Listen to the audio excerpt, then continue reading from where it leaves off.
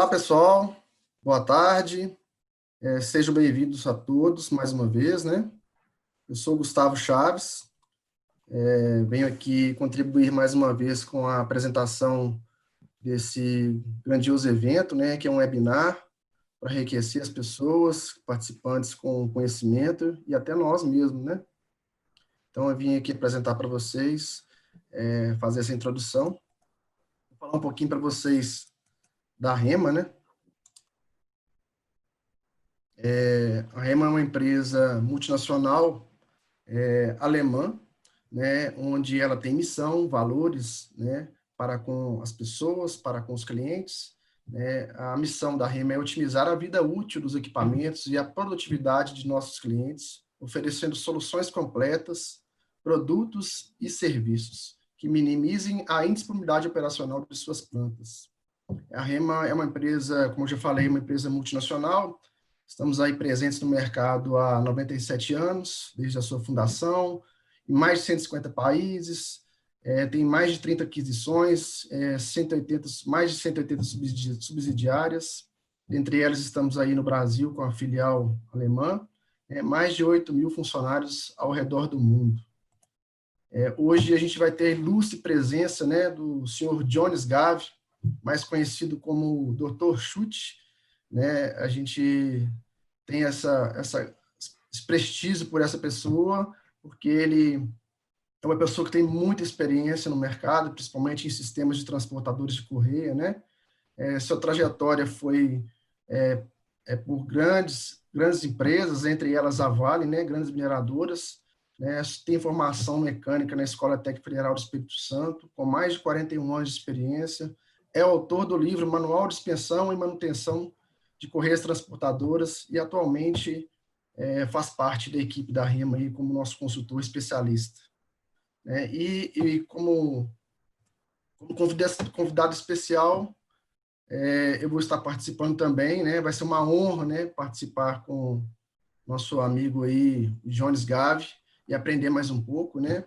Eu sou engenheiro de soluções técnicas na Rema de Pitop, formado na engenharia mecânica pela PUC Minas, tenho uma pós-graduação em gestão estratégica de marketing, né? Cursei o curso técnico de mecânica industrial pelo Centro Federal de Educação Tecnológica de Minas Gerais, o Cefet, né?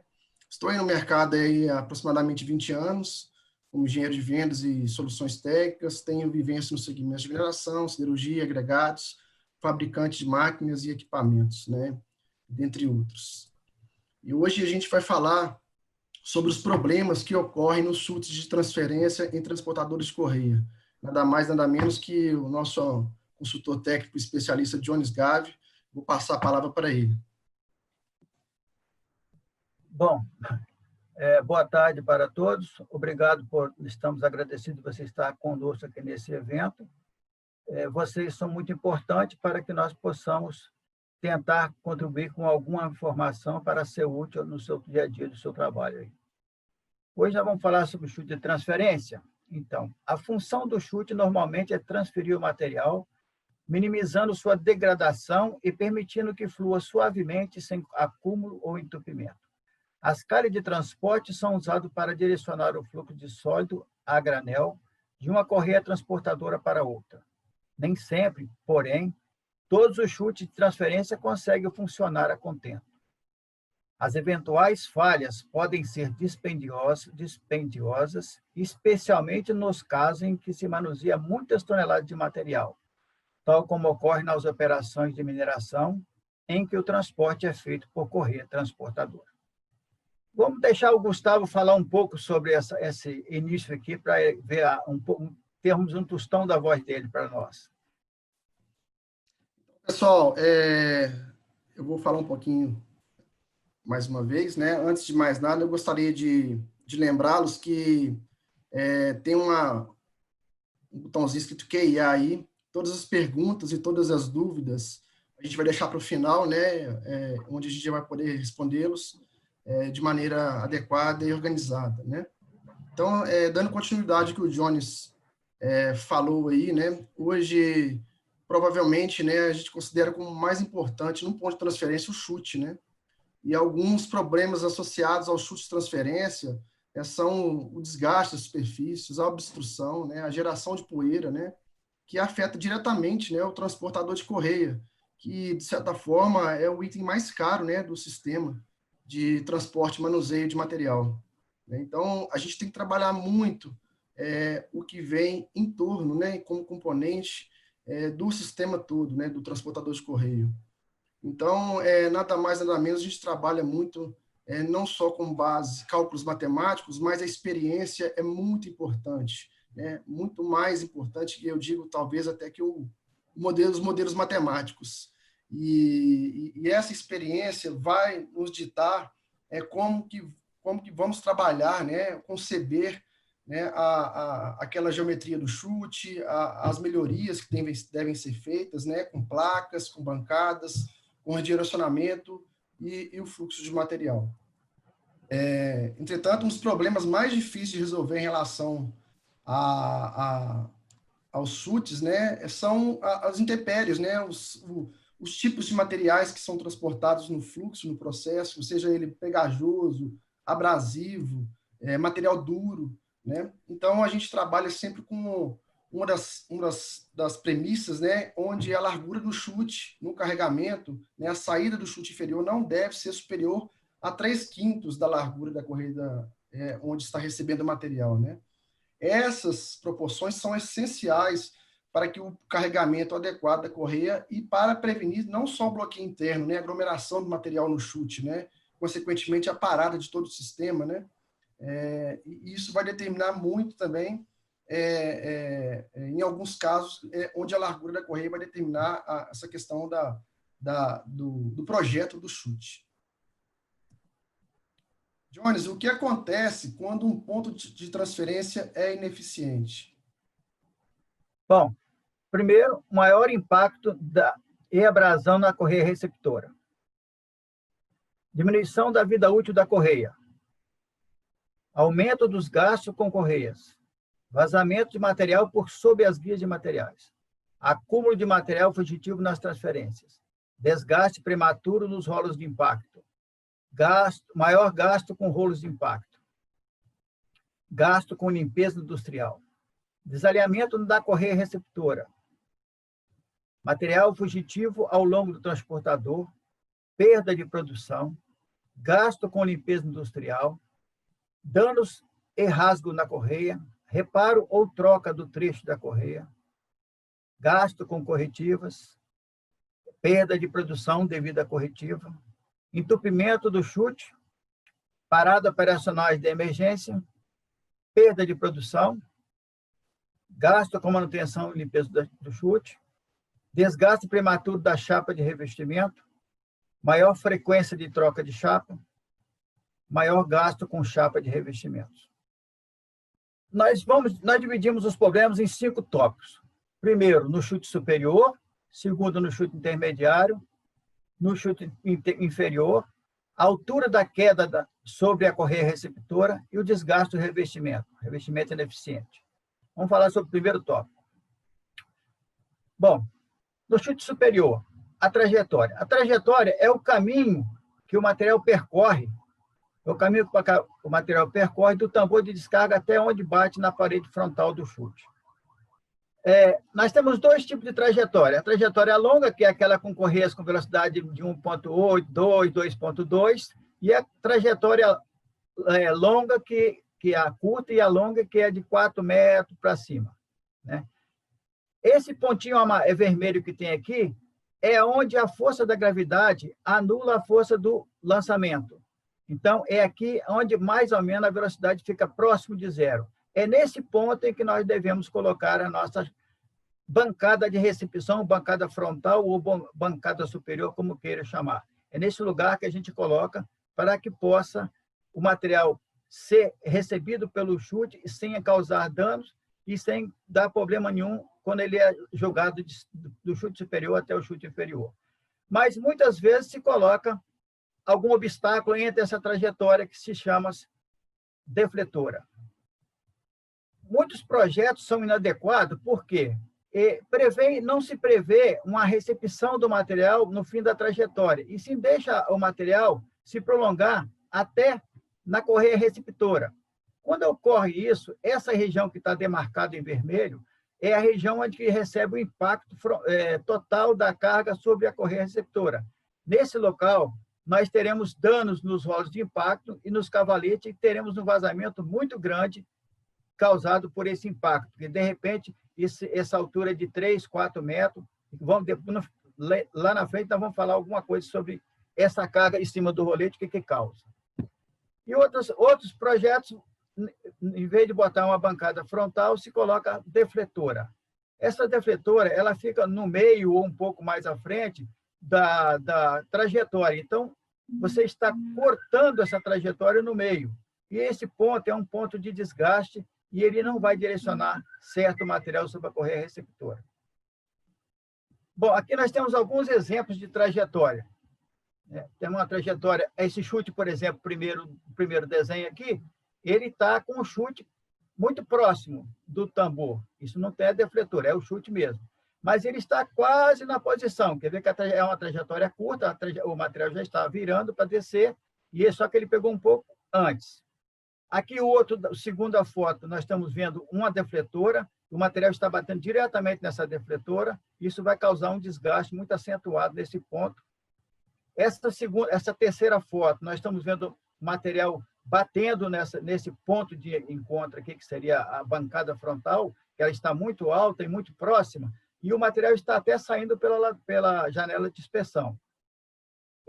Essa quarta foto, mostramos aqui um material fino batendo numa defletora, e o material está até tentando retornar. Olha o feitio que ele fica, parecendo uma raia, né? O feitio de material batendo. Isso aqui significa que nós vamos ter um desgaste muito grande nessa defletora. Esse aqui é um exemplo prático que a gente acompanhou de perto. Foi colocado uma defletora num transportador e carregava pelota. Nós observamos que, em pouco tempo, ele gastou a chapa de revestimento, furou a defletora. Por esse furo, o material passou, furou o chute traseiro, o chute do próprio chute mesmo, a parede do chute, e aí tiveram que botar um remendo no chute, e depois furou o remendo, fizeram um remendo do remendo. Quer dizer, em 290 horas de funcionamento, ele conseguiu furar a chapa de revestimento da defletora, a estrutura da defletora, furou a parede do chute, furou o reparo e estava furando já o outro também. Então, essa não é a condição adequada de se botar. Quando se coloca uma defletora, a gente tem que pensar nas consequências do ato. Isso aqui não vai conseguir direcionar o material direito e a gente tem que sempre recepcionar o material no local certo. Então, aqui nós estamos explicando direitinho. Com a parede do chute muito próxima, ficando entre o ponto inicial e o ponto... Deixa eu tirar um pouco esse negócio aqui. O ponto final da trajetória, todo o processo é alterado, pois a velocidade do material neste ponto ainda é muito elevada. Nessa parede, haverá maior desgaste dos revestimentos e maior alteração das partículas dos materiais que sofrerão uma degradação maior. Para que uma transferência seja suave para o material, é recomendado não interromper a desaceleração natural da velocidade do lançamento, sendo ideal que o material entre em contato com a parede do chute ou bancada frontal quando a mesma for próxima de zero. Desta forma, além de sofrer com um menor impacto, a bancada vai direcionar o material corretamente para o chute inferior. Esta é a melhor situação, pois acumula morto, direciona o material e não deixa o material acelerar muito após o primeiro impacto. Então, essa segunda foto é a solução ideal. Nós temos uma bancada aqui a 45 graus para não acumular material e essa bancada vai direcionar o material até ao chute inferior, que é a rampa que nós vamos direcionar para a correia receptora. Aqui nós vamos mostrar um filmezinho em que nós temos no mesmo chute, sendo que ele está com dois materiais diferentes. É a mesma coisa, mas vamos mostrar só o comportamento do material do primeiro e depois do segundo. O material aqui é um granulado, aí ele tem um comportamento diferente nesse mesmo chute, que depois do fim nós vamos olhar. Ele está fluindo direitinho, né? Mesmo que aumentar o volume, que vai aumentar um pouco, diminui e aumenta, e ele continua fluindo, sem problema nenhum. Tá vendo? O fluido encheu bem, mas está suportando sem dar entupimento. Nesse segundo trajetória, nós estamos vendo o material fino. Observe que está tendo já um pouco de acúmulo de material na recepção, na bancada frontal. Isso é exatamente o que a gente precisa. Para todo tipo de transferência, a gente vai trabalhar para o pior material, que seria esse aqui. Então, se esse pior material não dá entupimento, não dá problema, mas ele faz aquilo que a gente quer, que é uma bancada frontal para receber o material e proteger o revestimento, a gente vai trabalhar em cima dele. Então, nós estamos vendo que ele foi no limite. Mas como eu tenho muito tipo de material aí, então tem que chegar o meio termo para que eu possa atender a gregos e troianos. E todo tipo de material vai passar aí sem dar problema. Outro problema que nós temos no chute superior, exatamente, é a falta de obedecer às normas da BNT. Esse chute ele está muito próximo do tambor. Observe que a correia ele tem que ter uma folga no tambor para passear, e depois do tambor para o chute tem que ter também outra folga. Exatamente porque se desalinhar e sair do tambor, não vai atingir o chute e não vai causar dano à correia. Inclusive ao chute, pode até cortar esse chute. Nós estamos observando aqui nessas partes marcadas, tanto na parte superior como na parte inferior, que ele está muito próximo e esse desalinhamento pode causar danos a essa estrutura e causar dano à própria correia. Nós temos aqui a norma que nós temos que seguir, e essa norma diz que aqui nós temos que ter o tambor com uma folga de um lado e folga de outro, e do tambor para o chute também tem que ter uma folga. Isso está aqui escrito na tabela, que você vê que nós temos uma corrida de 2.000, em local com menos de 3 metros por segundo, nós temos que ter 100 milímetros para cada lado, né? E se você usar uma velocidade maior, você tem que aumentar essa folga. Vê o próximo. O próximo nós estamos vendo aqui, essa folga C, ela tem que obedecer essa norma, para que você não cause problema na sua correia. E a correia tem um espaço para andar no rolo ou no tambor e tem um espaço até o primeiro obstáculo. Ele pode ser fixo ou pode ser repetitivo ou contínuo. Então, nós temos que ter essa folga para a correia trabalhar, porque a correia é o item mais caro do transportador. Se nós vamos fazer um chute de transferência e não vamos pensar na correia, nós estamos jogando dinheiro fora. Então, nós temos que pensar na parte superior, fazer a recepção adequada no fim da trajetória, deixar a largura para a correia passear e nós não vamos ter tanto problema nessa transferência. Bom, agora nós passamos para o chute intermediário. Esse chute intermediário, ele geralmente é a parte, tem muitos chutes que ele é muito longo. E por isso, é onde se coloca muito bancada para poder direcionar o material, amortecer, faz uma bancada aqui, outra ali, para segurar, para não gastar muito, porque isso é uma região do chute muito longa, muito grande. Então, a gente trabalha muito, e esse local é que dá mais problema de entupimento de bancada adaptável. Depois nós vamos ver umas fotos na frente que vai mostrar isso. Aqui nós estamos vendo, bancada utilizada para proteger o chute e o desgaste inicial.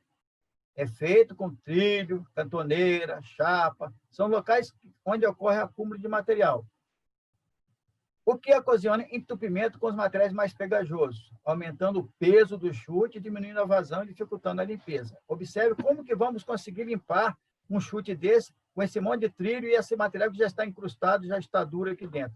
Ele só vai pesar o chute que eu não vou conseguir fazer uma limpeza eficiente. Para mim, mudar o tipo de material aqui é uma trabalheira muito grande. Aqui nós temos outras fotos mostrando algumas bancadas imensas, tá vendo? Bancada de 1 metro, 1,5 metro, dentro de um chute de transferência. Para o quê? Para direcionar o material que eles querem direcionar, mas só acontece só entupimento. Então, toda essa região ela tem que ser colocada. Quando você quer colocar uma bancada, se coloca ela a 45 graus.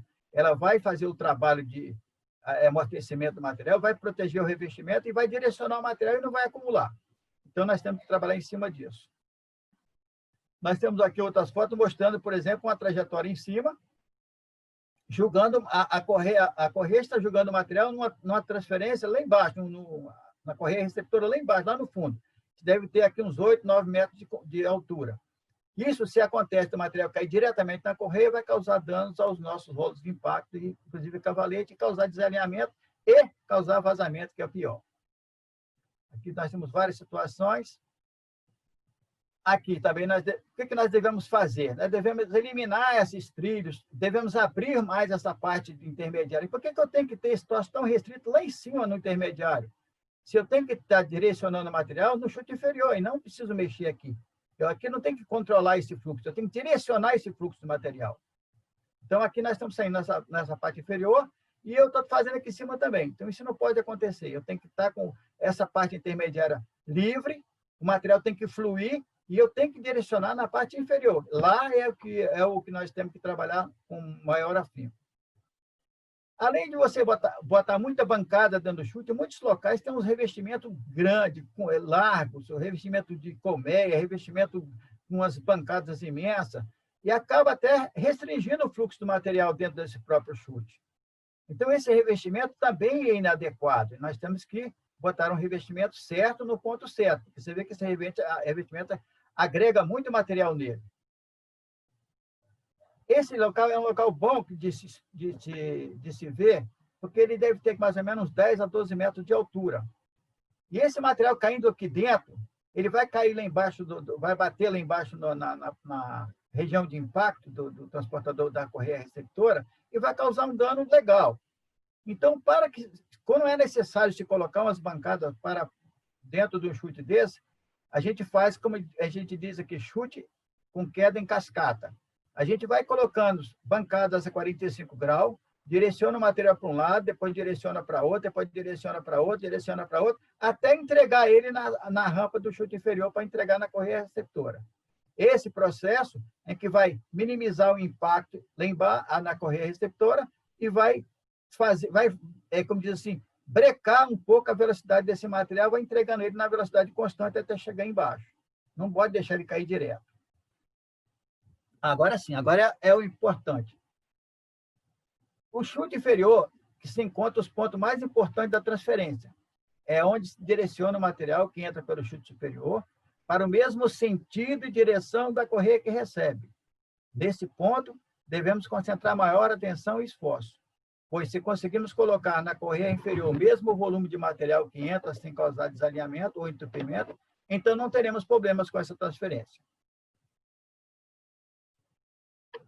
Observamos aqui nesses pontos aqui que nós temos algumas bancadas acrescentadas no chute inferior. Então, o que acontece? Aqui nós estamos causando restrição na saída desse material. Então, a gente tem que fazer um processo que esse material seja entregue centralizado e direcionando no mesmo sentido de direção da correia que recebe, e não causando alguns empecilhos, como botaram aqui, alguns obstáculos, né? Veja o próximo aí. Nós estamos observando aqui algumas caídas de material na correia receptora. Ela cai de várias. Se você não dirige esse material, você não direciona ele, ele vai cair em qualquer lugar na correia. Pode causar desalinhamento e vazamento. Nós estamos vendo várias situações aqui que o material cai de qualquer jeito na correia. Ele não é direcionado, ele não obedece a um comando. E você tem que entregar esse material do jeito que você quer, centralizado e no mesmo sentido de direção da correia que recebe, e não de qualquer jeito. É por isso que a gente vai mostrar alguma coisa interessante agora, para que vocês possam trabalhar no chute de vocês e entregar o material na correia sem causar desalinhamento e vazamento. Aqui tem um exemplo que foi mostrado. Tá vendo? Vai estar dando desalinhamento de um lado, eles vêm, tira a bancada, ou então acrescenta a bancada. Aqui, por exemplo, está totalmente fora do centro. O material cai fora do centro da correia, o que acontece? Ele acumula num canto, empurra a correia para outro. Vai causar o quê? No próximo, mostra o próximo slide. Vai causar isso aqui. Acumula aqui, vai jogar a correia para cá. O que acontece com esse material que acumula aqui? Como nós temos, a correia está se locomovendo em cima de rolos, a gravidade faz com que essa montanha de material se desloque para o centro. Então, ele vai jogar a borda da correia para fora dos rolos, que poderá causar um dano a essa correia ou cortar alguma coisa que tenha perto aqui. Então, isso não pode acontecer. Nós temos que entregar o material centralizado, no mesmo sentido de direção, para que não ocorra esse negócio aqui. Aqui nós temos um exemplo mostrando o material caindo aqui, o que ocorre, ele vai jogar a correia para o outro lado, né? E se jogar a correia para o outro lado, qualquer obstáculo vai chocar com a estrutura. Os decks do cavaleiro, do transportador, eles são mestres para ser cortados com correia transportadora. Os roletes, o suporte de rolete de retorno, então, eles são uma festa constante de ser cortado, inclusive os altariantes. Por quê? A carga cai errada, e ele vai, joga a carga lá, mas ele vem desalinhado. Quando ele vem desalinhado, vem fazendo estrago nos roletes de retorno e na estrutura. Bom, a saída do chute inferior é o local onde sempre atuamos para corrigir desalinhamento nas correias ou entupimento no chute. Quando ocorre desalinhamento, sempre se desloca a bancada de um chute inferior para um lado ou para o outro, fechando a saída do mesmo. Aí volta a causar entupimento. Quando ocorre entupimento, abre-se as bancadas, causando desalinhamento. Por isso, nós criamos esse procedimento para centralizar e direcionar o material da correia inferior. Com isso, vamos eliminar bastante esse desalinhamento e entupimento.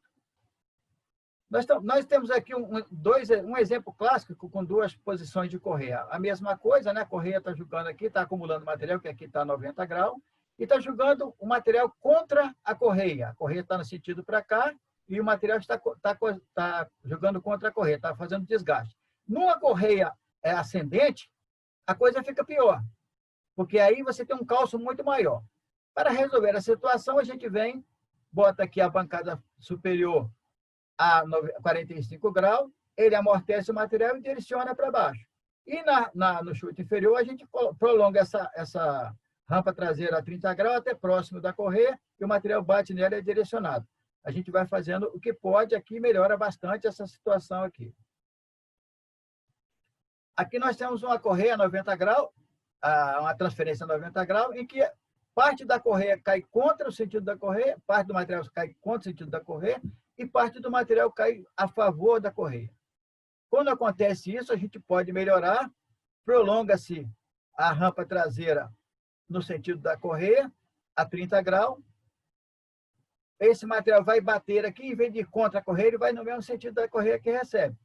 Quando houver um problema de estrangulamento à frente, abre-se também a frente do chute e você vai ter o mesmo espaço para o material fluir.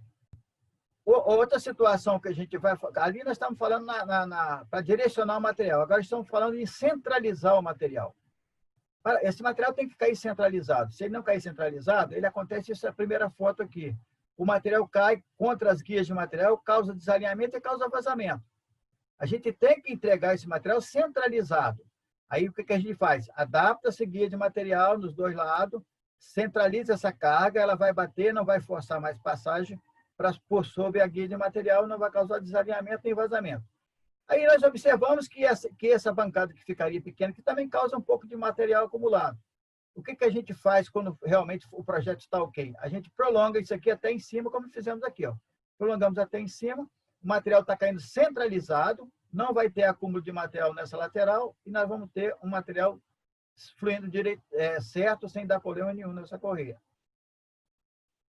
Aqui é um exemplo prático que a gente fez. Essa era a situação antes, essa situação depois, vista frontalmente. Vista de cima, essa é a mesma condição, e aqui, essa outra lá é a mesma de cima, só que vista a de cima, vista de cima. A foto de cima, vista de cima. Pronto, agora ficou melhor. Outro exemplo também, nós tínhamos um chute nessa condição, fizemos a abertura, direcionamos um pouco o material, e ele caiu desse jeito como está embaixo aqui. O material fluiu direitinho, sem causar problema nenhum de desalinhamento, nem material forçando a passagem sobre a guia de material. Aí nós fizemos aqui uma tabela para mostrar exatamente como deve ser feito a saída inferior, que é o A, e qual deve ser a altura D. Essa altura D é a distância que eu tenho que ficar do final da guia, do final do chute, que for no caso, até a correia. Quando você está o primeiro chute de um transportador, não tem nenhum atrás dele, você pode deixar ele com 100 milímetros. Mas quando você tem um chute sempre anterior, aí você tem que deixar com essa D que está aqui embaixo. Correia de 36, 150 milímetros, 48, 200, 60 polegadas, 300, e assim vai subindo de acordo com a largura da correia. E aqui nós mostramos o porquê que nós fizemos essa largura, porque nós conferimos uma tonelada máxima para cada abertura dessa. Então, por exemplo, 60 polegadas nós deixamos duas aberturas, uma para 8 e uma para 10. 600, 700. A 72, 700 e 800 para 10 e para 16 mil. Então, depende do que vai passar nessa correia, a gente tem que deixar esse X, essa largura que seria o A lá atrás, para que passe esse fluxo de material. Aqui nós começamos a brincadeira, fazendo os nossos testes, né? Isso faz tempo para caramba. Quando a gente começou a brincar, a gente foi botando, pegamos aqui, por exemplo, uma chapa que tinha lá usada, fomos fazendo. Adaptou, deu certo, não deu certo, desmanche, faz de novo, até dar o que a gente quer. Quando a gente consegue alcançar o que quer, aí a gente já passa pelas fotos de baixo, já colocamos o negócio certinho, já com revestimento adequado, já colocando o negócio bem novinho, né? Nós temos que primeiro testar até chegar ao ponto que a gente quer e falar que está ok. Se está ok, aí a gente faz o bicho definitivo. Aqui um filmezinho que nós vamos mostrar o material caindo contra a correia. Ele está centralizado, só que ele não está com a rampa traseira adequada. Então, o material está caindo contra o fluxo da correia. Quando ele cai contra a correia força a passagem e empurra o material para contra a guia de material. Esse material está sendo empurrado contra a guia, que também está causando um vazamento. Porque se eu fizesse ele direito com a rampa traseira, eu não teria esse problema. Esse já está ok. Esse material já está caindo, já tá vendo? Não está conseguindo forçar a passagem por sobre a guia. Mesmo não estando com a rampa adequada, está com a rampa pouco curta. Esse chute foi aumentado um pouco mais a rampa, porque ele estava muito pouco. Nós aumentamos um pouco mais, ele fluiu melhor. Desse jeito, ele já estava melhor.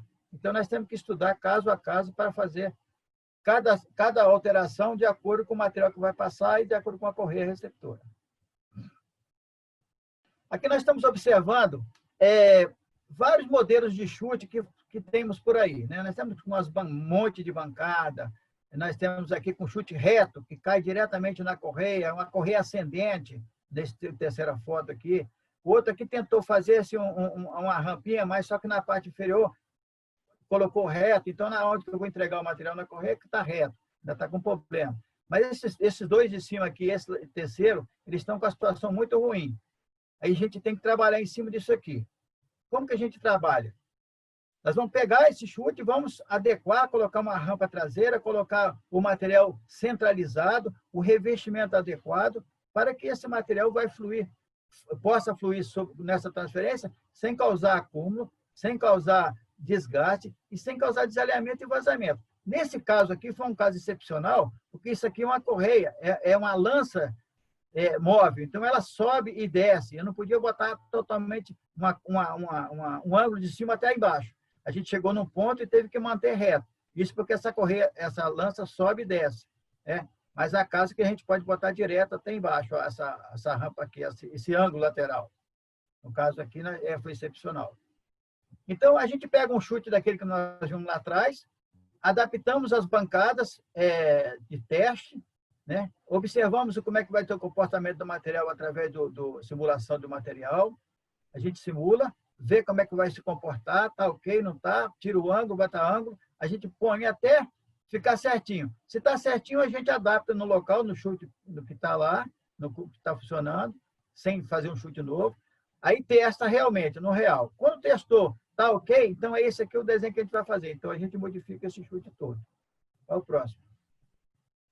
Aqui nós temos algumas situações que a gente fez, mas tudo a gente caminha para quê? Para fazer essa parte inferior aqui, que é o nosso, como diz a nossa mola mestre, é ele que direciona o material, ele que centraliza. A gente trabalha, todos os nossos esforços são para que essa parte inferior seja colocada adequadamente, para o material seja centralizado e direcionado. Essa bancada aqui, frontal, a gente coloca 45 graus, assim como todas as bancadas dentro do chute intermediário. Quando a gente consegue alcançar o nosso sucesso, conseguimos botar o material centralizado, conseguimos botar ele no mesmo sentido de direção, não está causando mais vazamento nem desalinhamento, lógico que também a gente tem que trabalhar com as guias, mas isso é outro fórum, as guias de material são importantes nesse caso. Aí o que a gente faz? Como isso aqui está tudo prontinho, a rampa traseira está centralizado, a gente prepara essa botinha, coloca o flange aqui, ó. Aí nós só precisamos trocar essa bota quando dá um desgaste maior, porque aqui realmente vai dar um desgaste maior, a gente vai ter que colocar um revestimento adequado para segurar essa onda, mas se precisar de trocar, a gente tira o flange aqui, tira os parafusos, pega o outro novo e coloca no lugar. aí faz a manutenção desse aqui, fica próximo, fica para botar na outra vez. Então, o que a gente tem que fazer? A gente tem que observar o material caindo na correia. Nós estamos observando que a correia está desalinhando aqui nesse ponto aqui. Quando ela está desalinhando, a gente vai observando mais de perto, realmente está desalinhando, a gente vai corrigir isso para que aconteça o que está nessa última foto aqui, que o material vai fluir alinhado, sem problema nenhum, sem causar desalinhamento nem vazamento do material. Bom, agora uma coisa importante que a gente não dá valor, que é exatamente o cálculo da altura da queda de material na correia receptora. Quanto mais alta a queda, maior o dano na correia e rolos de impacto, além dos cavaletes também, né? Além de causar vazamento, material sobre as guias de material, mas o rolo de impacto dos cavaletes são danificados através desse impacto. Aqui embaixo, o Gustavo, dá para subir um pouquinho mais esse slide? Ou então, não dá para ver o finalzinho aqui, ó. Tá precisando esse finalzinho aqui, ó. Não consigo não, isso aqui é o quê? Não, eu tenho que mostrar esse finalzinho aqui, que tem um cálculo aqui, que é exatamente o desfecho do troço. Mas eu falo para você. Não, então tá.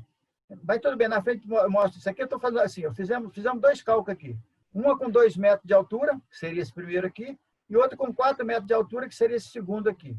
Aqui embaixo tem os cálculos, mas na próxima foto já mostra. Mostra a próxima foto aí. Tá. Próximo slide. Só um minutinho. Você botou aí, legal. Aí. Aqui. Então, vamos dizer aqui, nós colocamos uma rampa. Aí fizemos o cálculo aqui, colocando uma rampa nele, né? Colocamos uma rampa certinho. Houve uma redução de 93% do impacto na correia. Então, quando você tem rampa, você vem de 4 metros com 54.500 newton, no 2 metros você vem 27.250, com rampa nós passamos para 3.000 newton. Quer dizer, reduzimos 93% a força de impacto nessa correia. Então, por isso que a gente gosta de botar essa rampa, para poder amenizar, direcionar o material, centralizar o material na correia e reduzir bastante esse impacto. Então, esse aqui não vai servir só para direcionar o material e centralizar, vai servir também para reduzir esse impacto na correia, antes que nós vimos aquelas fotos logo no começo, que o material cai diretamente no rolo de impacto, causando danos a ele e aos cavaletes. Bom, vou fazer algumas considerações para uma boa transferência. Verificar a quantidade de material a ser transportado para estabelecer a área do chute a fim de evitar acúmulo ou entupimento. Verificar a velocidade da correia anterior e posterior para evitar restrição na saída do chute inferior pelo acúmulo de material, se a correia posterior tiver uma velocidade menor que a anterior. Verificar os tipos de materiais que passam pela correia para determinar os tipos de revestimento e modelos de bancada interna que serão colocadas no chute interior do chute. Respondendo aquelas primeiras perguntas que teve lá na frente, no chute superior, o que nós temos que fazer? Verificar a posição ideal para receber e direcionar o material. Adaptar uma bancada com 45 graus para formar uma camada protetora. Segundo, no chute intermediário, eliminar as bancadas com 90 graus, que acumulam muito material e restringe a passagem. Se for preciso, colocar bancadas com 45 graus. No chute inferior, adaptar guias internas para centralizar e rampas traseiras no chute para entregar o material no mesmo sentido e direção da correia receptora. Esse é o ponto-chave de você ter uma correia receptora sem problema. Altura da queda do material na correia receptora. Quando necessário, adaptar bancadas e rampa para amenizar o impacto sobre a correia receptora. É por isso que a gente, quando vai fazer esse chute inferior, a gente já pensa também nessa eliminar esse impacto. Desgaste do revestimento. Adaptar os revestimentos adequados para o material que passa naquela transferência. Não adianta eu botar um revestimento de poliuretano para um minério de ferro brabo lá que vai comer em 2 dias. Tem que botar uma cerâmica vulcanizada. Revestimento no chute. Áreas de impacto devem ser revestidas com chapa de cerâmica vulcanizada com 40 milímetros ou mais de espessura. Chapa de aço de 5, borracha de amortecimento de 10 ou 15, pastilha de cerâmica com 20 ou 30 de altura. Já na área de abrasão, deve ser revestida com chapa de cerâmica vulcanizada com 25 a 30 de espessura, que a chapa de aço fica 5, a borracha de 5 a 10 e a pastilha de cerâmica de 15 a 20. O importante, nas áreas que sofrem impacto muito grande, não é aconselhável colocar chapa que tem a pastilha de cerâmica do tamanho maior que 30 por 30, ou vamos considerar 50 por 50. A altura também deve ser maior do que 20 milímetros. Pastilha do tamanho maior não tem resistência ao impacto, principalmente se a altura for menor que 20 milímetros, tá? Quer dizer, a altura da pastilha, menor que 20 milímetros. Bom, vou falar um pouco sobre desgaste do revestimento.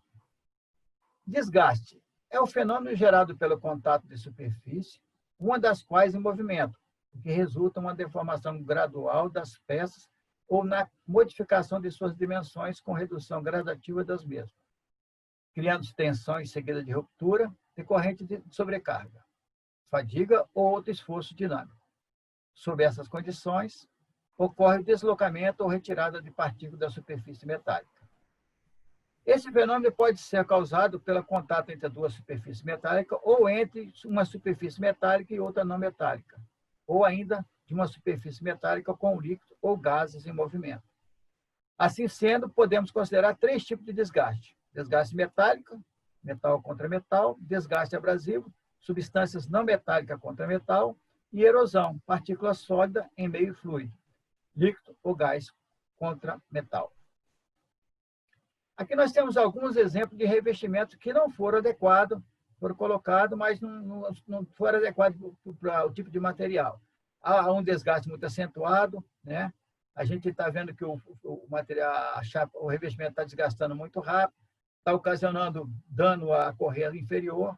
Então, por isso que cada ponto, cada lugar, cada tipo de material tem que ter o seu próprio revestimento. Então, o que a gente faz? Nós temos o chute completo no revestimento, mas só que nós vamos observar aonde o caminho do material passa nesse chute. Nesses pontos vermelhos, por exemplo, que é o ponto de maior impacto e desgaste, a gente vai colocar um revestimento mais adequado.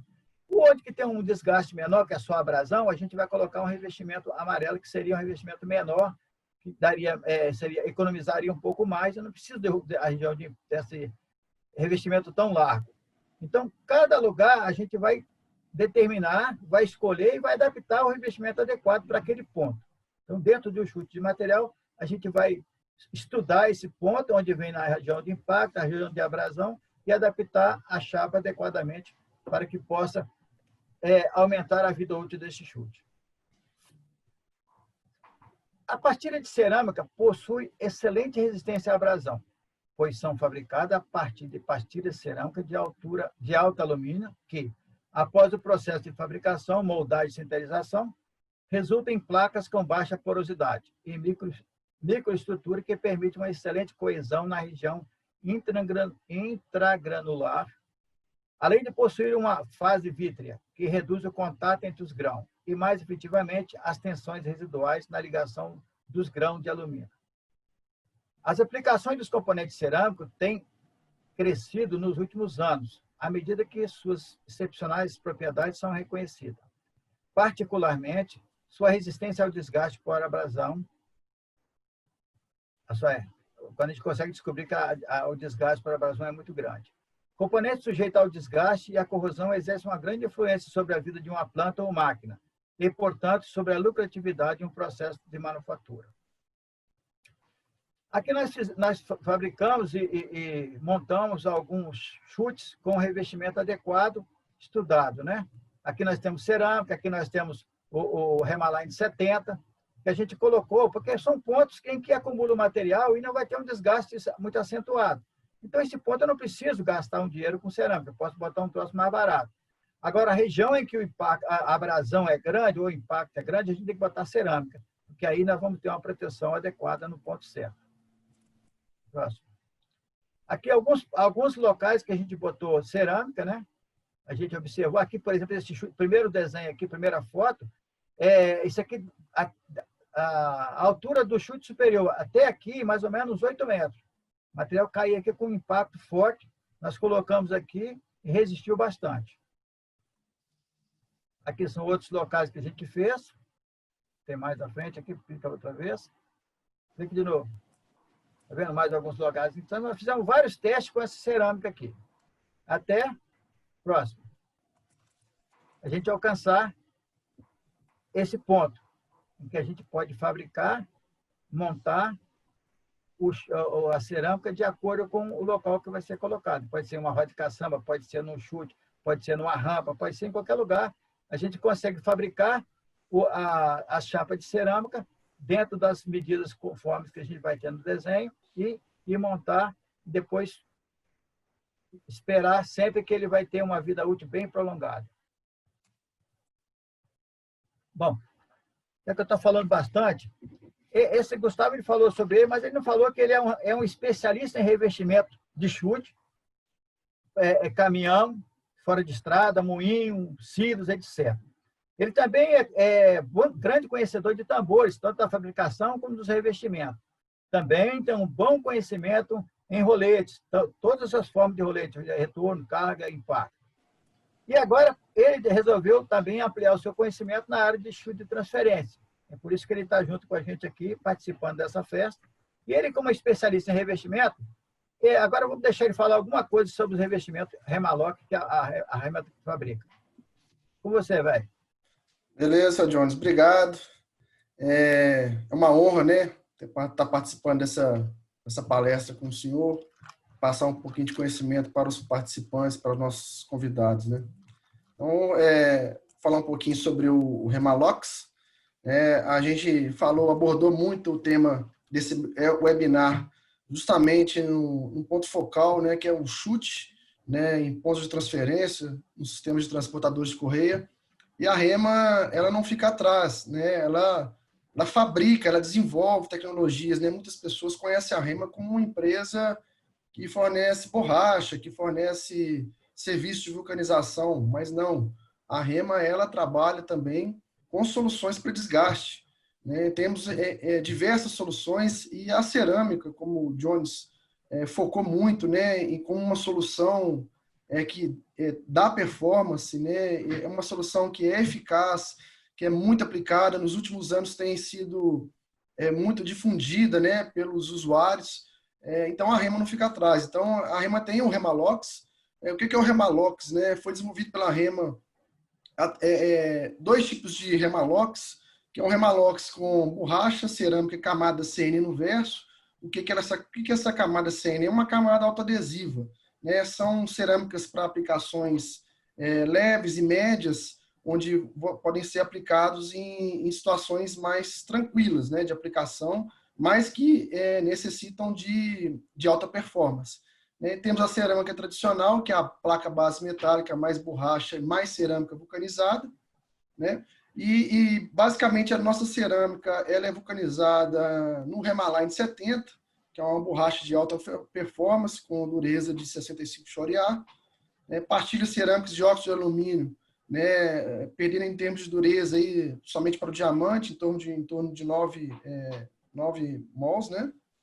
Temos os formatos quadrado, retangular, hexagonal, né, o estilo colmeia, como está na foto aqui.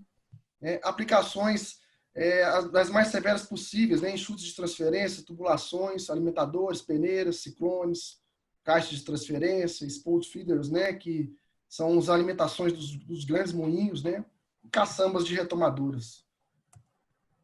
Então, assim, vamos falar um pouquinho sobre o Remalox, né, com camada CN no verso.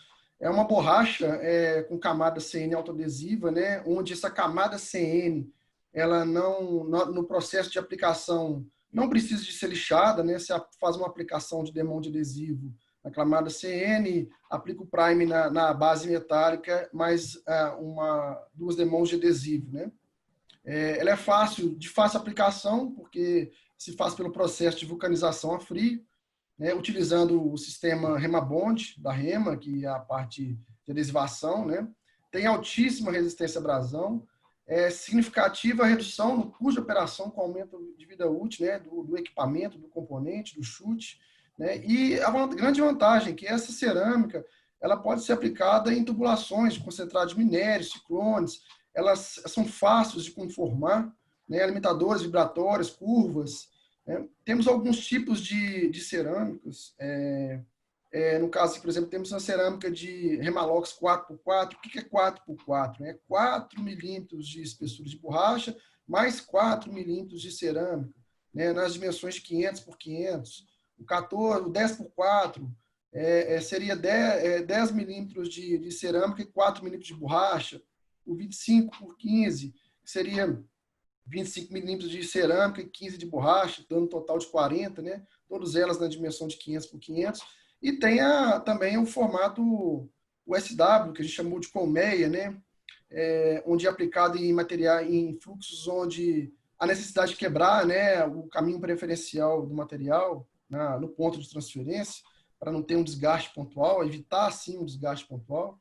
Né? Temos aí as dimensões de 12 por 510 por 525, 20 por 510 por 525. Mas é importante ressaltar que essas placas elas podem ser adaptadas no campo a cada geometria, né? A cada diferente geometria, a cada diferente tipo de curva, elas podem ser adaptadas perfeitamente, não só restringindo ao tamanho padrão, né, que está descrito aqui. Algumas fotos aí de aplicação, né, e curvas, né, tubulações, onde a movimentação de material concentrado de polpa, né, chutes silos de carvão. Importante ressaltar que a cerâmica é um material de excelente propriedade antiaderente, né, resistência ao impacto e abrasão, dependendo da altura de queda, obviamente. Né, o Jones ressaltou muito a questão do tipo de cerâmica, em que chute vai ser aplicado, e o tipo de cerâmica, tem que ser avaliado isso, né? Aí em calhas de transferência, em tremonhas, silos. Então, assim, é uma cerâmica de fácil aplicação. Essa placa cerâmica Remalox com camada C é fácil aplicação, e também fácil substituição, né? Porque é adesivada a frio, com material de qualidade, o sistema Rebabond, que vai te dar uma boa performance. Temos o Remalox também no HD, né, que é o Heavy Duty, que seria uma placa já para serviços mais pesados, né, e onde há alturas de queda, granulometrias maiores. Né, basicamente é composta por uma placa base, mais borracha, mais cerâmica, né, uma placa base de aço 1020, né, normalmente essa placa é de 5 milímetros, altíssima resistência ao desgaste, boa absorção e impacto também, porque a gente vê na figura ao lado aqui, são insertos cerâmicos vulcanizados em borracha, né, no processo a quente. Aplicamos ela em chutes de transferência, placas defletoras, temonhas, alimentadores vibratórios, né, principalmente alimentadores primários, onde você tem granulometrias maiores de materiais. Ela pode ser fixada por pino e mais uma porca travante, soldado com aquela maquininha de stud welding, né? Onde faz a solda do pino na placa, né? Na verdade a placa pode ir de um tamanho na geometria que desejar, né? E o pino é soldado na hora, né? Adaptando ao furo lá do chute, né? Temos 3 tipos de placas, né? Cerâmicas desse modelo, que é o HD. O HD 35 seria uma de 35 milímetros, ou seja, 30 milímetros de cerâmico mais borracha, mais 5 milímetros de placa base. O HD 55 e o HD 75 seria mais para um serviço mais pesado, um material com granulometria maior, né? Uma taxa de alimentação maior, seria na espessura de 70 mais 5 milímetros. Aí a gente tem algumas dimensões, né? É importante ressaltar que a gente observa no mercado nacional placas padronizadas em tamanho de 190 por 390, 390 por 390, né? Então a REMA também ela não se restringe ao padrão dela, ela se adapta ao que o cliente precisa, né? Então temos aí um quadro de dimensões onde a gente pode fazer o estudo, né, um projeto, a consultoria de aplicação e adequar a necessidade para resolver o problema do seu problema, né, o problema do cliente, né, o problema daquele chute. Algumas fotos aí de áreas de aplicação. Então, assim, a REMA ela atua desde a extração lá na mina até o ponto de carregamento, lá do material, do minério, né? Passando por tremonhas, pontos de transferência, silos de armazenagem, sistemas completos de transportadores, moagens, rodas de caçamba, onde há muita movimentação de carga, né? E em diferentes tipos de materiais, não só minério de ferro, né? Trabalhamos com minério de ouro, minério de cobre, basalto, quartzo, granito, qualquer tipo de minério, areia, cascalho, qualquer tipo de minério. Esse material vai dar boa performance e com certeza vai resolver o problema de muitas situações complexas. Pessoal, para finalizar, eu gostaria de deixar bem enfatizado que quando a gente vai fazer um trabalho, um projeto, um estudo de aplicação de placas de desgaste, a gente sempre trabalha com um norte de informações, né? Então, aqui a gente precisa de algumas informações para que a aplicação possa ser assertiva, para que possamos promover, né, a satisfação do cliente e, de certa forma, estar resolvendo aquele problema. Então, a gente precisa identificar o material processado, a taxa de alimentação, a granulometria do material. Trabalhamos em cima do top size, né, que é a granulometria maior, é onde que vai ocasionar o dano, né, do chute, da placa de desgaste, altura de queda, taxa de umidade. É importante muito isso aqui, esse parâmetro, porque vai determinar qual tipo de revestimento, se é revestimento poliuretano, se é placa cerâmica, se é placa de aço, se é revestimento de borracha.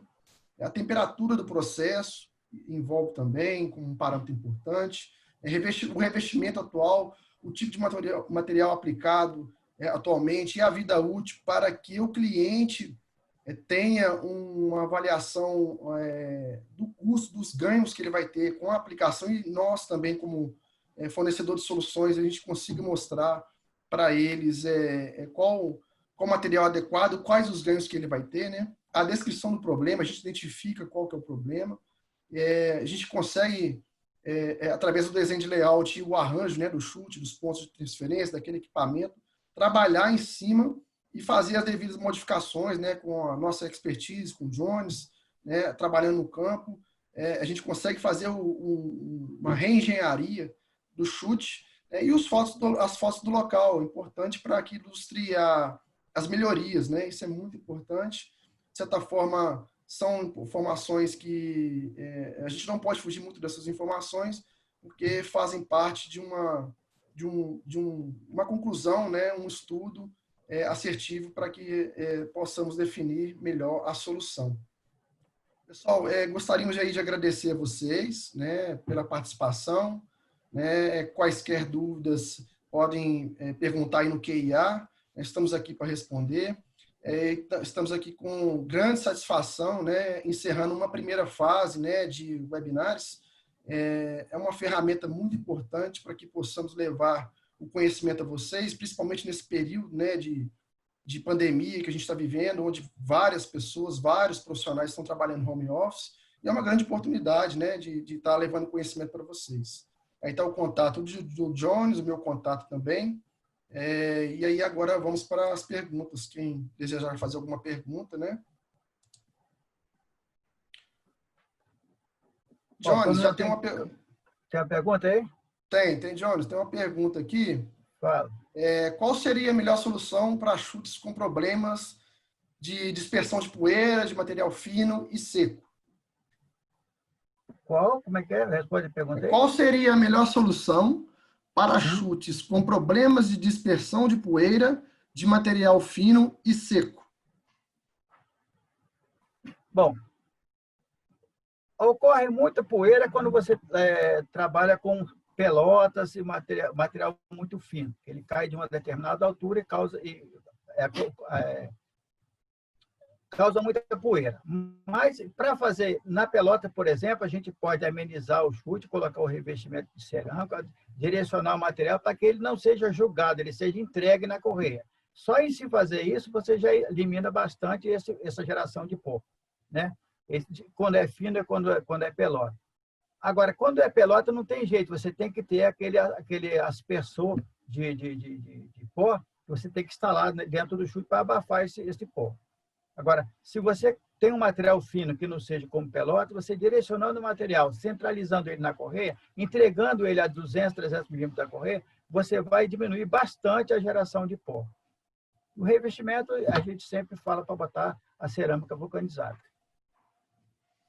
É o Charlie, ele é calculista da TMSA, está agradecendo aqui, excelente apresentação, muito boa. Ele está perguntando se a gente vai ficar disponível para download, né? Tem outros webinários gravados. Eu mesmo posso responder essa pergunta, Sr. Jones. Nós Pode. temos os outros webinários gravados, Charlie, e todas essas apresentações estão publicadas no YouTube. Então, você pode seguir a Rema Tip Top Brasil no YouTube, que lá você vai ter todo o acesso a essas gravações. Tá ok? Inclusive, se você precisar dessa apresentação nossa em PowerPoint, não, em PDF, né? Também está tudo lá. Pode pegar tudo lá também.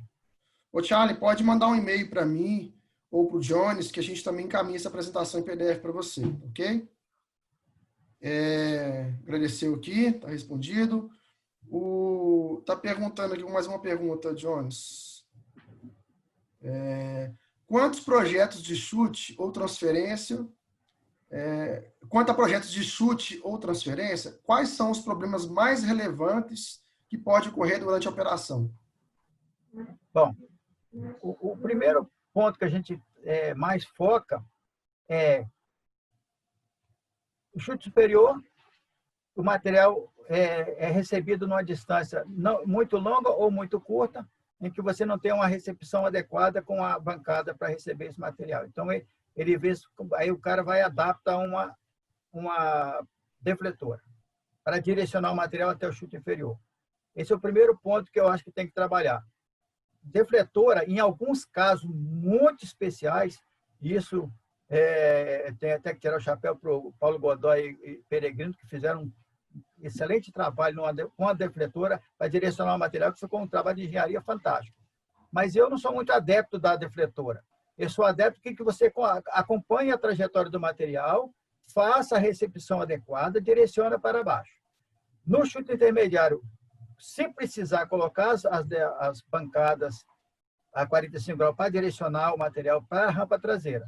E no chute inferior, que é o principal, colocar a rampa traseira e botar a centralização do material para poder a correia não causar desalinhamento nem vazamento. Então, o pior problema que eu acho, para mim, é o chute inferior quando ele não está adequado, que o material cai de uma determinada altura, danificando os rolos de impacto e causando desalinhamento e vazamento. Então, se trabalhou o chute inferior, que para mim acho que o principal caso é o chute inferior. Se trabalhou aquele chute inferior, você direcionou o material centralizado, pronto, você elimina 90% dos seus problemas. É isso mesmo? É isso mesmo, Jones. Quanto a projeto, você respondeu sim, creio que sim.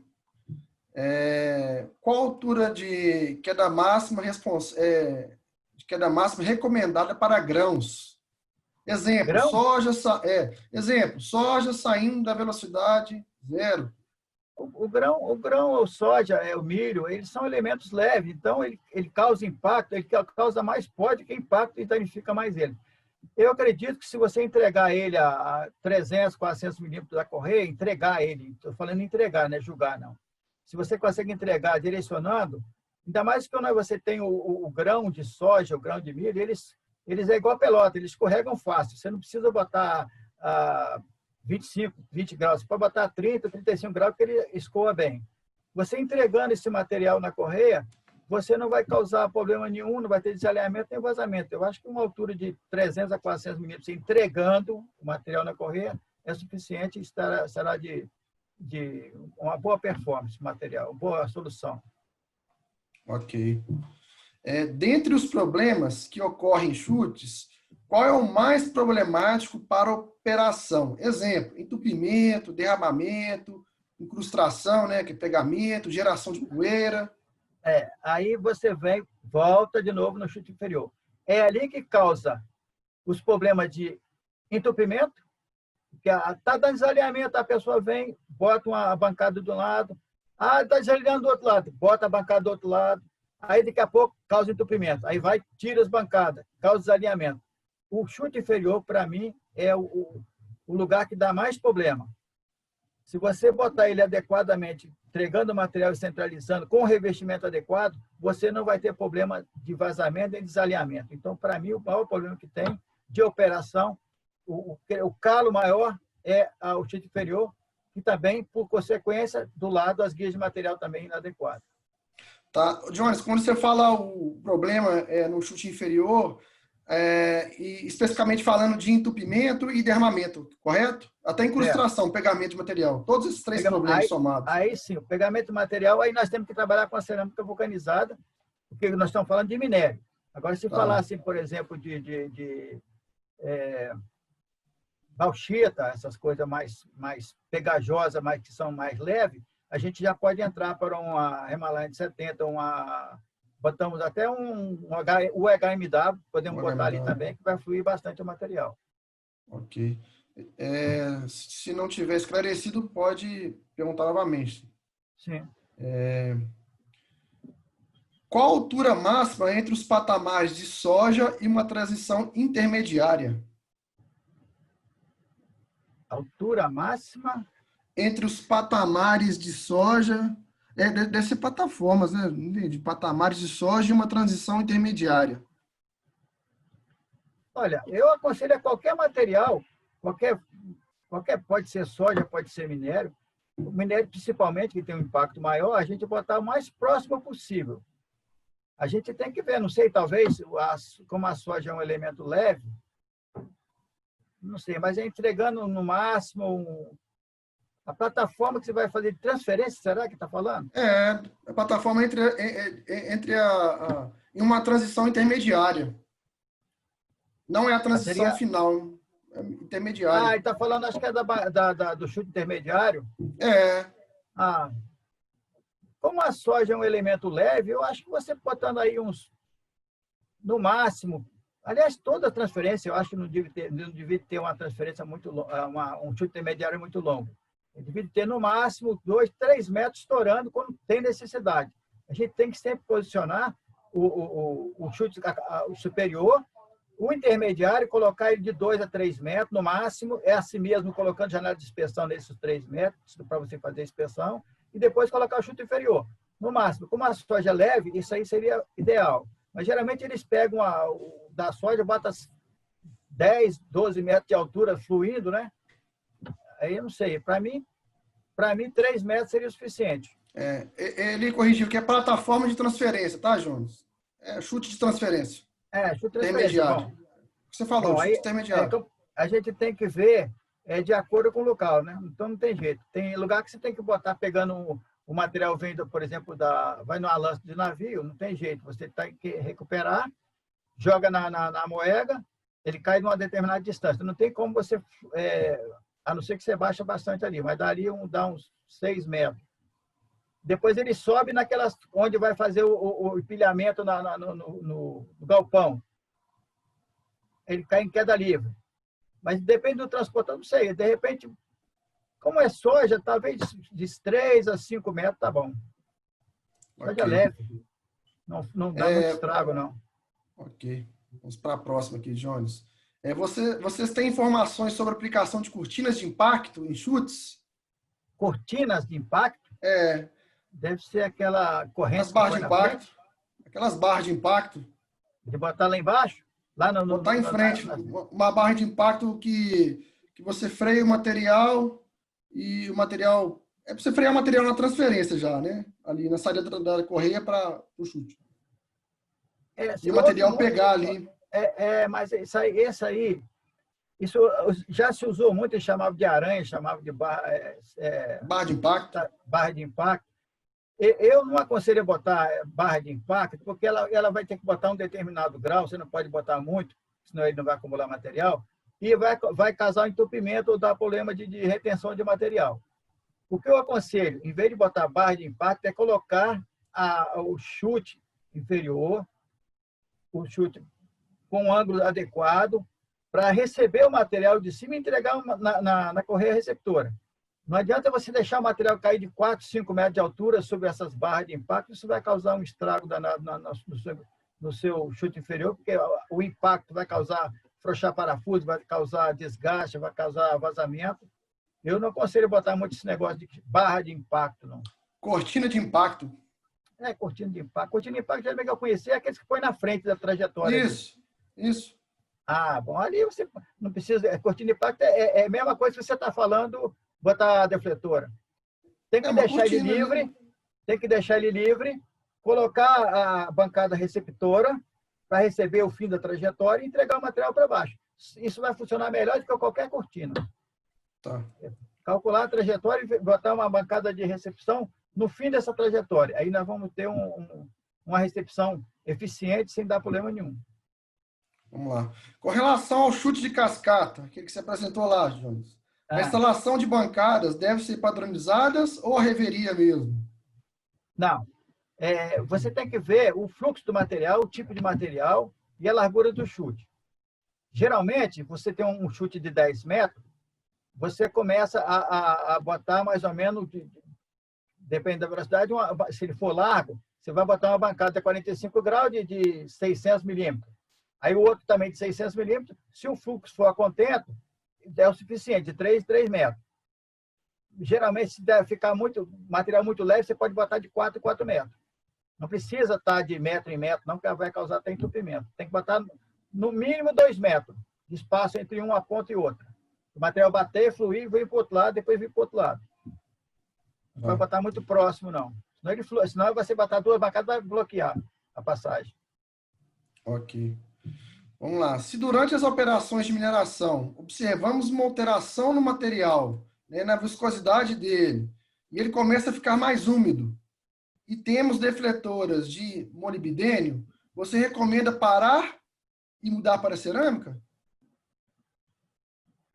Peraí, eu não entendi. Entendeu, João? Se durante as operações da mineração, o minério a corrente está rodando lá, e aí observamos alteração na taxa de umidade do material, choveu, ou a umidade natural do material, começa a ficar mais úmido. Aí, na defletora daquele chute, ele tem um cromo molibdênio, aquela placa de desgaste cromo molibdênio. Você recomenda parar e mudar para a cerâmica, para melhorar o escoamento do material? Não, aí se tem defletora, você apenas afasta a defletora, permita a abertura entre o defletor e o tambor para o material fluir melhor. Você diminui aquele ângulo. Por isso que eu falo que não deve botar a defletora. Porque você depende da condição do minério, se ele está úmido, se ele é fino, se ele está com chuva, se ele está sem chuva. Quando você coloca uma bancada receptora no final da trajetória, você calcula esse lugar para receber o pior material, com umidade, com pó fino, o diabo que for. Se você ficar dependendo de uma defletora para botar para lá e para cá, vai dar esse problema. E você não tem como você parar uma operação para trocar todo um revestimento. Ou você coloca logo tudo de cerâmica, né? Que vai ter as duas funções, de não agregar muito material, ou se você tem o outro, não dá para parar. Então, você afasta a defletora. E, no caso futuro, já muda, pega a trajetória, calcula, coloca a bancada frontal. Aí você elimina todos os seus problemas. Uma outra pergunta aqui eu posso responder, Jones, que é sobre o Remalox. A pergunta é a seguinte, com relação à chapa Remalox, tipo colmeia, qual é o risco dessas cerâmicas se soltarem com o impacto do material? Então, é o Edmauro Cosme que perguntou, eu agradeço a pergunta, Edmauro. É muito importante a sua pergunta e pertinente, né? A apresentação minha sobre o Remalox foi um pouco rápida em função do tempo, né, da apresentação do webinar, mas você pode me mandar um e-mail, por favor, para mim ou para o Jones, que eu vou te mandar uma apresentação mais específica sobre isso. O Remalox, fabricado, desenvolvido pela Rema, não é não possui aquele inserto cerâmico tradicional, né, que a gente vê aqueles insertos cilíndricos. Nas bordas, foi desenvolvida uma cerâmica no formato de peixe, que ela favorece uma estabilidade, né, promove uma estabilidade entre insertos na borda da cerâmica, onde o processo de arrancamento ele não acontece, porque essa cerâmica no formato de peixe, ela traz estabilidade para as outras cerâmicas intercaladas, que estão no formato cilíndrico. Eu posso te mandar um vídeo depois sobre isso e uma apresentação falando sobre isso, onde tem isso. Você vai ficar melhor ilustrado para você, tá ok? Mande um e-mail para a gente, por favor, que eu encaminho para você. Lembrar que esse tal de Edmauro conhece um monte sobre transportador, sobre chute, inclusive revestimento, hein? Pois é. Edmauro, a gente vê muito no campo, né, a placa de cerâmica vulcanizada tradicional, né, com aqueles insertos cilíndricos, né, intercalados. A Rema ela fez um estudo, isso foi tudo baseado em estudo, né, em aplicações. A nossa engenharia desenvolveu essa placa cerâmica e criou esse inserto cerâmico no formato de peixe na borda, para que ele possa trazer essa estabilidade para os demais insertos que estão ali vulcanizados também. Né? O Edmaldo de novo, né, Jones, o senhor é considerado o doutor chute. Se precisa de enfermeiro de chute, estou à disposição. Esse cara já foi meu aprendiz de chute, agora ele é doutor também. Olha, Edmauro, ele está fazendo sucesso, porque ele está sabendo mais que eu já. Esse é o cara. Por que você achou que com tantos avanços, quanto os programas de DEM, etc., os mesmos erros ainda estão sendo cometidos na construção do chute na fonte, ou seja, no projeto? Isso aí é interessante, eu sempre friso quando vou fazer os treinamentos presencial. Adoro falar presencial. O negócio de fazer esse treinamento aqui, para mim, está sendo horrível, mas está bom. Todo engenheiro de projeto deveria fazer 5 anos de manutenção antes de ir para projeto. Que aí ele sentir na carne quais os problemas que ocorrem lá para poder não fazer esses projetos mirabolantes, malucos que eles fazem aí. Os caras saem de uma faculdade com conhecimento de projeto AutoCAD, já sabe que sabe tudo. Chega lá, bota o AutoCAD e aceita tudo. Se você quiser botar o material para fluir para cima, ele flui. Agora, ele não tem a experiência, como eu falei, viu? Nós mostramos o chute, uma bordazinha pequenininha do tambor. Mas qualquer desalinhamento vai comer, correr, vai comer o chute e fazer um estrago. Os projetistas, eles deveriam fazer 5 anos de manutenção para poder ir para o projeto. Esse é o que eu falo sempre.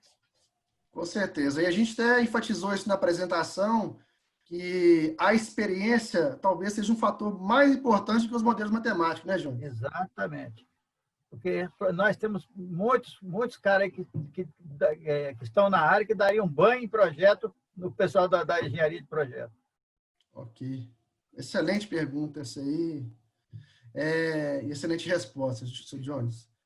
Para um chute que trabalha com concentrado de cobre, o revestimento de cerâmica vulcanizada é melhor que o casquel? Não sei o que é casquel, não, Sr. Jones. Casquel, eu sei, né? Pode pular. Eu aconselho a botar cerâmica vulcanizada com a espessura maior, porque o cobre ele é bravo, ele come mesmo, o bicho é danado. Eu poria, por exemplo, uma cerâmica vulcanizada de 30 milímetros de espessura para poder aguentar a barra lá. Melhor do que qualquer um. Não tem esse tungstênio, qualquer coisa que botar lá. Eu acho a cerâmica, primeiro, que ela tem uma resistência a impacto, sendo que a pastilha é menor. Tá? Uma pastilha de 100 por 200, se você botar lá, bater cerâmica, bater o cobre, vai quebrar tudo. Tem que botar umas pastilhas menores, como nós usamos, no máximo 30 por 30, 40 por 40 estourando, com altura de 30 milímetros.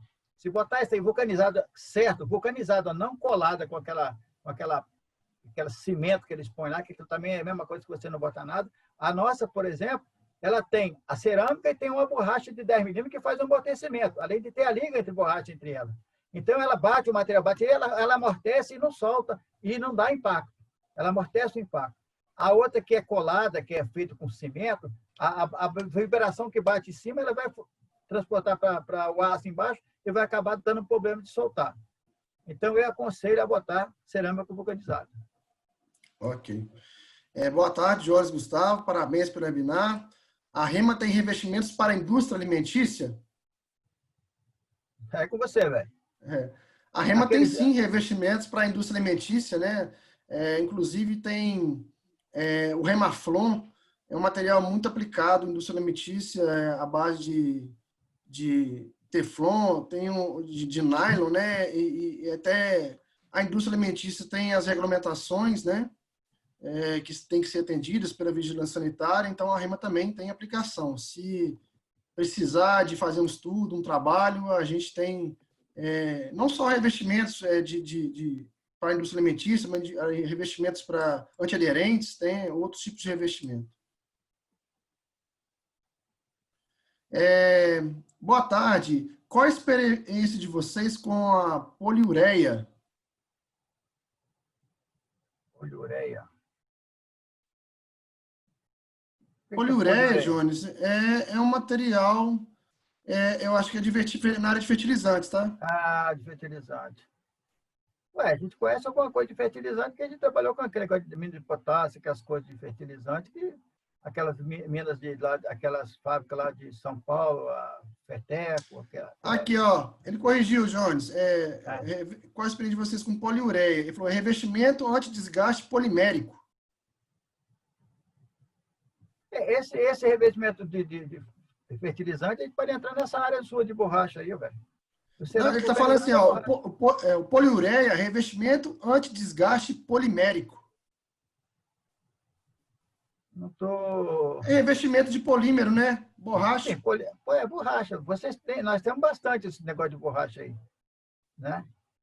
Depende do lugar, você meteu a cena vulcanizada com essa borracha nossa, mata qualquer bicho, não tem fertilizante que come.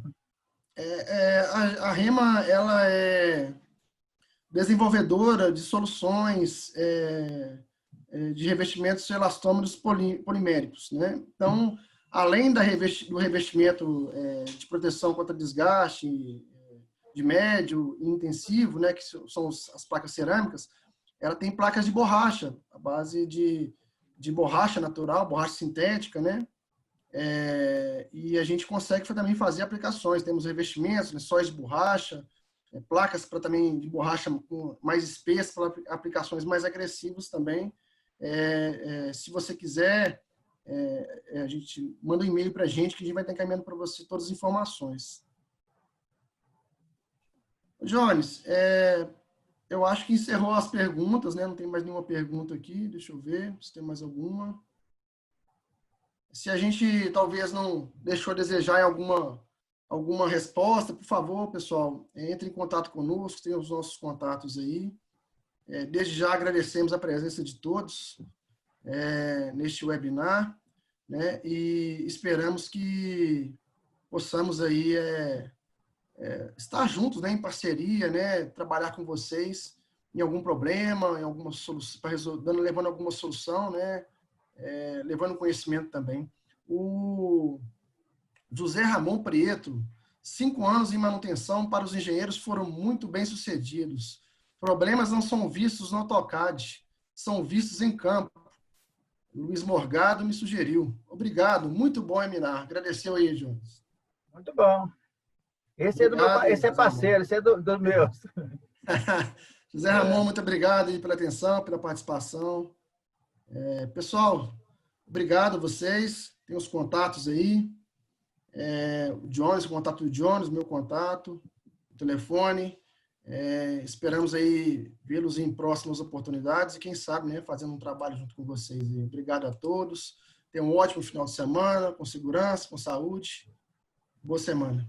Eu agradeço a presença de todos. Fico lisonjeado com a participação de vocês para escutar a nossa pequena contribuição com relação ao chute de transferência. Obrigado. Obrigado. Um abraço, pessoal.